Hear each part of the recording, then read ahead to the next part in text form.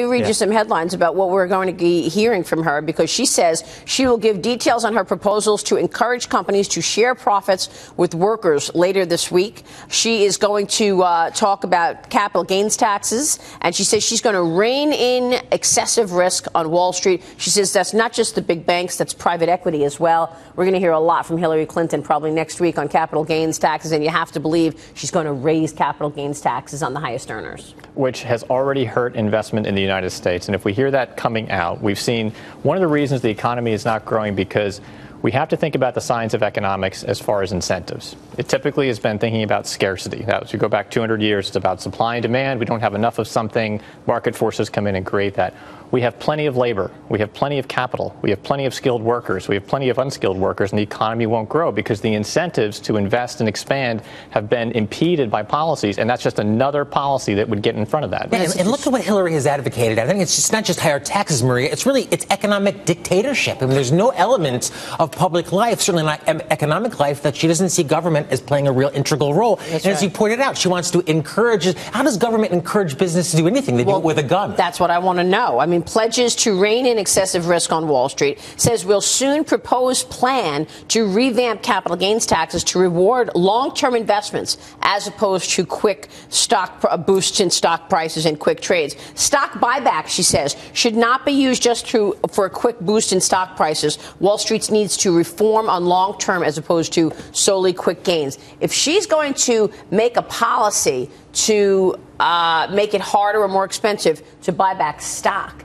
isn't that very granular? I mean, or even her, antagonism towards high-speed trading. I mean, that's what gives us the liquidity to transact in the marketplace so effectively. So, I mean, this is populism, but I think it's dangerous populism because she's putting the blame for the economy's woes not on the regulators where it sits, but on the free economy, which is trying to survive. But the other big theme of this election across the aisle is economic inequality. How do you think that actually fits into this discussion that we're having now? It certainly colors the way any candidate would look at all of these types of proposals and policy reforms. Well, I think it's economic inequality is a big thing for liberals. It's a big thing for Democrats. I think for most Americans, it's not a big thing. Some of the top Republican candidates have definitely spoken to this issue. Well, unfortunately, micromanaging and controlling the economy isn't going to solve that or anything else. I wish somebody would take the lead on opportunity equality. I don't think anybody is expecting everybody in America to have the same exact salary. So when you say income inequality, I mean, it's really missing the point. The point is opportunity equality and making sure everybody has a shot to work hard and make money. Right. I guess my question was more about that.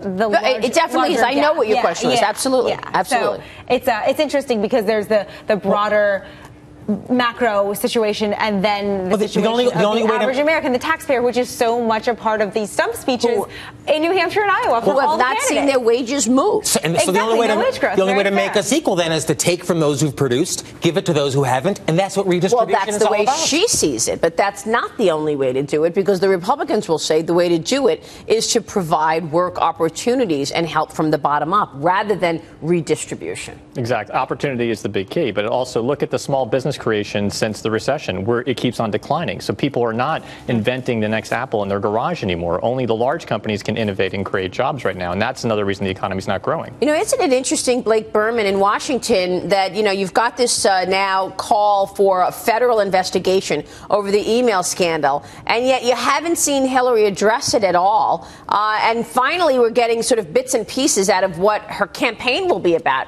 She has said, as Joe mentioned, that the campaign is helping the little guy, income inequality. But what does that mean, practically speaking? Well, you talk about for income inequality, or what they're saying about her campaign in general. What is her campaign in general? We still have not had that communicated. Yeah, it clearly is, Maria.